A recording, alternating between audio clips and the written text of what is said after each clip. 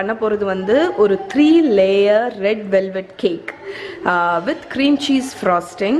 So நிறைய பேர் வந்து ரெட் வெல்வெட் கேக் ரெசிபி போடுங்கன்னு சொன்னீங்க. ஸோ ஃபைனலி இந்த நியூ இயர் ஸ்பெஷலுக்கு நான் உங்களுக்கு வந்து இதை போட போகிறேன்.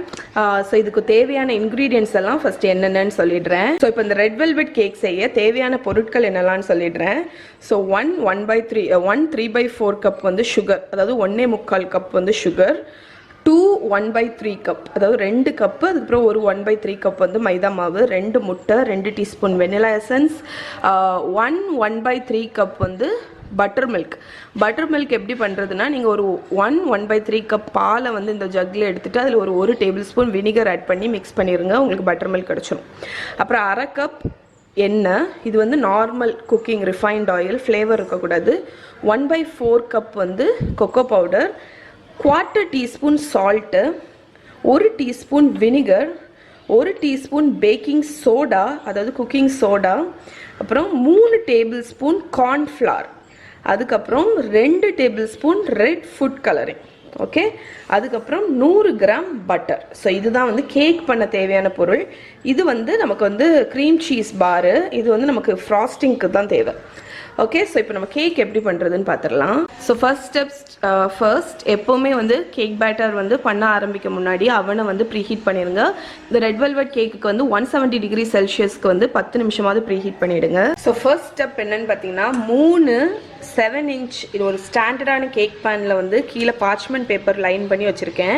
3 லேயர் கேக்ஸ் பண்ண போகிறேன். நீங்கள் 2 லேயராக கூட பண்ணிக்கலாம். ஸோ பார்ச்மெண்ட் பேப்பர் போட்டு சைடில் லைட்டாக க்ரீஸ் பண்ணி வச்சுக்கோங்க. இதை ஓரத்தில் வச்சிடலாம். ஸோ ஃபஸ்ட்டு ஸ்டெப்பு நம்ம ட்ரை இன்க்ரீடியன்ட்ஸ் மிக்ஸ் பண்ண போகிறோம். ஸோ இதில் வந்து மைதா மாவு வச்சுருக்கேன், அதை ஒரு பவுலில் ஆட் பண்ணிக்கோங்க. இதில் சால்ட்டு, கார்ன்ஃப்ளவர் வந்து ஆட் பண்ணும்போது உங்களுக்கு கேக் வந்து ரொம்ப சாஃப்டாக வரும். அதுக்கப்புறம் பேக்கிங் சோடா, அவ்வளோதான். ஸோ இதை வந்து நல்லா மிக்ஸ் பண்ணி கொக்கோ பவுடர், ஸோ இதை நல்லா மிக்ஸ் பண்ணி ஒரு ஓரத்தில் வச்சிடலாம்.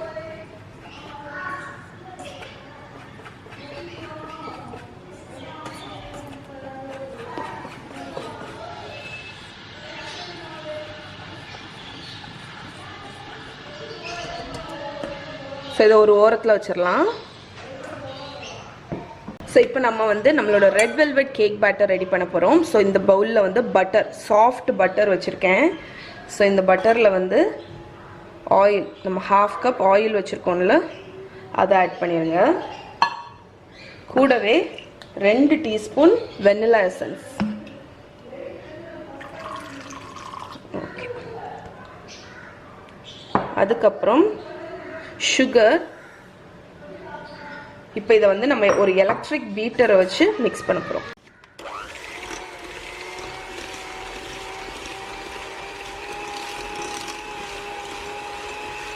ஸோ ஒரு 1 மினிட் பீட் பண்ணதுக்கப்புறம் நம்ம 2 எக்கு வச்சுருக்கோம்ல, அதை வந்து ஆட் பண்ணிடலாம்.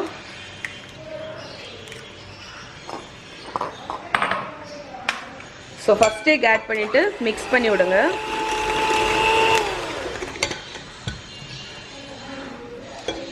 அடுத்து செகண்ட் எக்.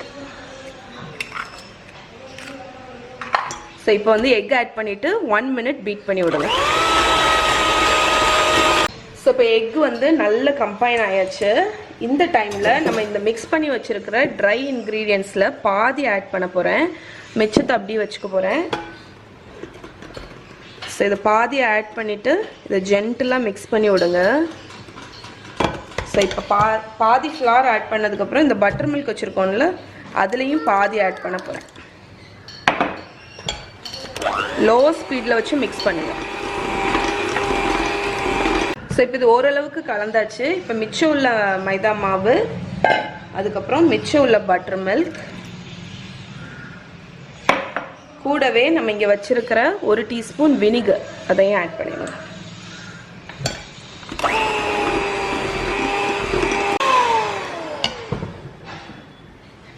ஸோ இப்போ வந்து இங்கே பாருங்கள், நம்மளோட பேட்டர் வந்து ஸ்மூத்தாக ரெடி ஆயிடுச்சு. இப்போ நம்ம வந்து இந்த லைட் சாக்லேட் கலரில் இருக்கிற பேட்டரை ரெட் கலரில் மாற்ற போகிறோம். ஸோ ஃபுட் கலர் ஆட் பண்ண போகிறோம். நல்ல dark red colour food colour add பண்ணிக்கோங்க. ஸ்லோவாக மிக்ஸ் பண்ணுங்கள். ஸோ அது வந்து அப்படி ரெட் கலரில் ஆகிடும். ஸோ மிக்ஸ் பண்ணி ஹோல் பேட்டர் ரெட் ஆனோடனே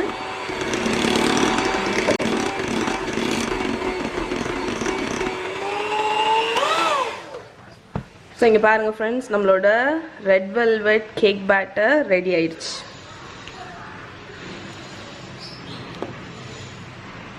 ஓகே, ஸோ இப்போ நம்ம வந்து இந்த பேனில் டிவைட் பண்ணிடலாம்.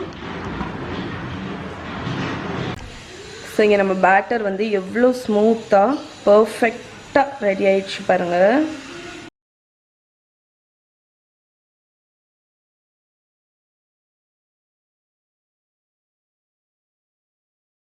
ஓகே ஃப்ரெண்ட்ஸ், நம்ம கேக் பேட்டரை 3 கேக் பேனில் டிவைட் பண்ணியாச்சு. இப்போ இதை வந்து 170 டிகிரி செல்சியஸ் அவனில் வச்சு 20 to 25 மினிட்ஸ் 20 மினிட்ஸ்க்குள்ளாடியே சம்டைம்ஸ் குக் ஆகிடலாம். ஸோ செக் பண்ணிகிட்டே இருங்க. கரெக்டாக பேக் ஆனோன்னு எடுத்துருங்க, ஓவராக பேக் பண்ணாதீங்க. ஸோ பேக் ஆகி முடித்த உடனே காணிக்கிறேன்.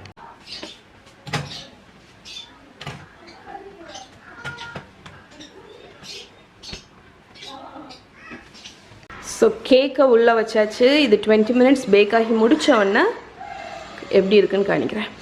ஓகே ஃப்ரெண்ட்ஸ், ஸோ இப்போ நம்ம வந்து இந்த கேக்குக்கு வந்து உள்ள ஸ்பெஷல் ஃப்ராஸ்டிங் பண்ண போகிறோம். ஸோ இது வந்து cream cheese frosting. So normal ஃப்ராஸ்டிங்க்கும் நார்மல் கேக்குக்குள்ள ஃப்ராஸ்டிங்க்கும் இதுக்கும் உள்ள டிஃப்ரென்ஸ் வந்து இதுதான். இது வந்து நல்ல ஒரு என்ன சொல்ல, அந்த ஃப்ராஸ்டிங்கே அவ்வளோ டேஸ்ட்டாக இருக்கும். லைட்டாக ஒரு புளிப்பொடி. ஸோ அதுக்கு தேவையான இன்க்ரீடியன்ட்ஸ் வந்து பட்டர் வச்சுருக்கேன், சாஃப்ட் பட்டர் 100 கிராம். இப்போ வந்து இதில் க்ரீம் சீஸை பற்றி பேசுவோம். ஸோ நம்ம ஊரில் வந்து க்ரீம் சீஸ் வந்து நீங்கள் வந்து மார்க்கெட்டில் வந்து அந்தளவுக்கு அவைலபிள் ஈஸியாக கிடைக்காது. ஸோ சென்னையில் பெங்களூர்லலாம் இருக்கீங்க அப்படின்னா ஈஸியாக கிடச்சிரும். பட் நாகர்கோயிலில் சுத்தமாக கிடைக்காது. ஆனால் நாகர்கோயிலில் லின்ஸில் வந்து இந்த மில்கி மிஸ்ட் க்ரீம் சீஸ் வந்து இப்போ இறக்கியிருக்காங்கன்னு நினைக்கிறேன். ஸோ இது வந்து ஈஸியாக இப்போ கிடைக்குது. Okay, Milky Mist cream cheese இது வந்து கிடைக்குது. இது வந்து நான் எங்கே வாங்குவேன்னா அமேசானில் வாங்குவேன். இதுதான் ஒரிஜினல் க்ரீம் சீஸ். இது வந்து சான்ஸே இல்லாமல் இருக்கும், ஆனால் எக்ஸ்பென்சிவ் சைடில் இருக்கும். இது வந்து ஃபிலடெல்ஃபியாவோட ஒரிஜினல் க்ரீம் சீஸ். இது அமேசானில் கிடைக்குது, லிங்க்கு கீழே கொடுக்குறேன். ஸோ இது இல்லை அப்படின்னா நீங்கள் உங்கள் இதில் என்ன க்ரீம் சீஸ் கிடைக்குதோ அதை யூஸ் பண்ணிக்கோங்க. இது வந்து டெசர்ட்டுக்கு யூஸ் பண்ணக்கூடியது. சிலது வந்து இந்த க்ரீம் சீஸ் ஸ்ப்ரெட்டுன்னெலாம் இருக்கும், அதை யூஸ் பண்ணக்கூடாது. ஓகே, இது வந்து உங்களுக்கு புளிப்பு எதுவுமே இல்லாமல் இருக்கும். ஸோ இந்த பர்டிகுலர் ரெசிபிக்கு வந்து உங்களுக்கு வந்து அரௌண்ட் 200 to 250 கிராம்ஸ் வந்து க்ரீம் சீஸ் வந்து தேவை. ஸோ இதில் வந்து 3/4 டப்பா. ஓகே, ஸோ ஆல்ரெடி நான் வந்து 1/4 டப்பாக்கு மேலே யூஸ் பண்ணிட்டேன். ஸோ இப்போ வந்து இதை வந்து ஆட் பண்ணிடலாம். ஸோ அரௌண்ட் 300 கிராம்ஸ் ஆட் பண்ணுறேன். 300 கிராம்ஸ் க்ரீம் சீஸ், அதுக்கப்புறம் வந்து 100 கிராம் பட்டர். ஸோ க்ரீம் சீஸை வந்து அட்லீஸ்ட் ஒரு 1/2 hour வெளியே எடுத்து வச்சுருங்க ரூம் டெம்பரேச்சரில். அப்போ தான் வந்து உங்களுக்கு ஸ்மூத்தாக அதை வந்து பீட் பண்ண முடியும். அதுக்கப்புறம் இன்னொரு விஷயம், உங்ககிட்ட சப்போஸ் க்ரீம் சீஸ் இல்லைன்னா நீங்களே ஹோம்மேட் க்ரீம் சீஸ் பண்ணலாம். நான் அதோட லிங்க் வந்து கீழே கொடுக்குறேன். என்னோடய பிளாகில் நான் ஆல்ரெடி வந்து அந்த ரெசிபி ஷேர் பண்ணியிருக்கேன். ஸோ அதை வச்சே நான் ஒரு ரெட் வெல்வெட் கேக் ரெசிபியும் ஷேர் பண்ணியிருக்கேன். ஸோ அதை ஆட் பண்ணுறேன். இப்போ வந்து இதை பீட் பண்ணிடுங்க. இது ஒரு 1 minute நல்லா விப் பண்ணிடுங்க. ஸோ இப்போ நான் வந்து 1 minute விப் பண்ணியிருக்கேன். ஸோ இப்போ இதுக்கு வந்து 4 cups ஐசிங் சுகர் தேவை. ஸோ ஒரு கப்பாக ஆட் பண்ணி பீட் பண்ணி எடுத்துருங்க.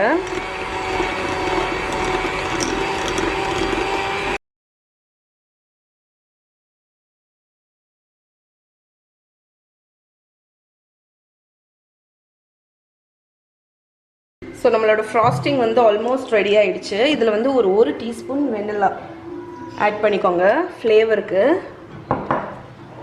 ஸோ எவ்வளோ ஸ்மூத்தாக இருக்குது பாருங்கள். ஸோ இப்போ வந்து இந்த ஃப்ராஸ்டிங் வந்து கொஞ்சம் லிக்விடியாக இருக்கிற மாதிரி இருக்குல்ல, நம்ம என்ன பண்ண போகிறோம்னா இதை வந்து ஃப்ரிட்ஜில் வந்து ஒரு 1/2 hour வச்சு எடுக்க போகிறோம். அப்போ வந்து இந்த ஃப்ராஸ்டிங் வந்து கொஞ்சம் திக்கனிங் ஆகும். ஓகே, அதனால் ஒரு 1/2 மணிக்கூர் கழித்து எப்படி இருக்குது அப்படின்னு காணிக்கிறேன். நீட்டாக பேக் ஆகி கம்ப்ளீட்டாக கூல் ஆகிடுச்சு. நான் என்ன பண்ணேன்னா ஃப்ரிட்ஜில் வந்து ஒரு 10 நிமிஷம் வச்சுட்டேன். ஸோ நல்லா கூல் ஆகிடுச்சு. இப்போ வந்து நம்ம டெக்கரேஷன் அசம்பிள் பண்ணி டெக்கரேஷன் பண்ணிடலாம். இது வந்து அன்டிட்டாச்சபிள் மோல்ட். ஸோ எவ்வளோ மாய்ஸ்டாக இருந்துச்சு கேக்கு.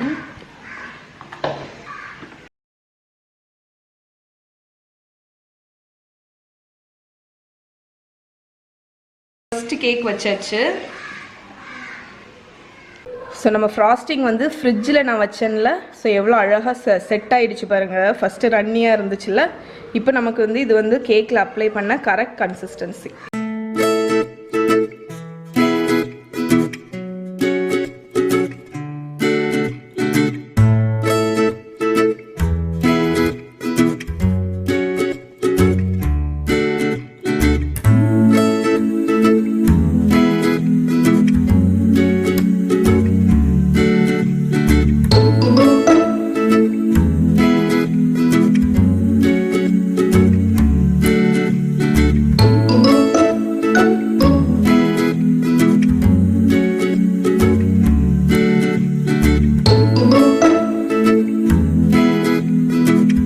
ஸோ இப்போ வந்து நான் கேக்கை வந்து ஃபுல்லாக ஸ்ப்ரெட் பண்ணிட்டேன். ஸோ இதில் வந்து இந்த கேக் க்ரம்ஸ் வந்து அதில் ஒட்டி இருந்துச்சுன்னா கவலை இல்லை, ஏன்னா எப்படியும் நம்ம இதை ஃபுல்லாக வந்து அந்த க்ரம்ஸ் வச்சு தான் கவர் பண்ண போகிறோம்.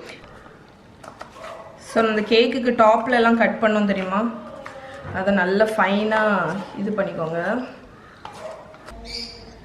ஸோ இப்போ இந்த க்ரம்ஸ் இருக்குல்ல, இதை வந்து நான் இந்த சைடில் ஃபுல்லாக ஸ்டிக் பண்ணி விட போகிறேன்.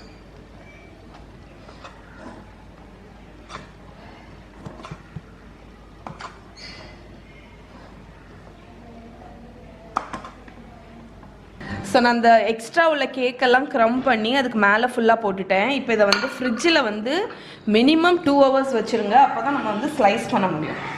ஸோ இப்போ ஸ்லைஸ் பண்ணிடலாம்.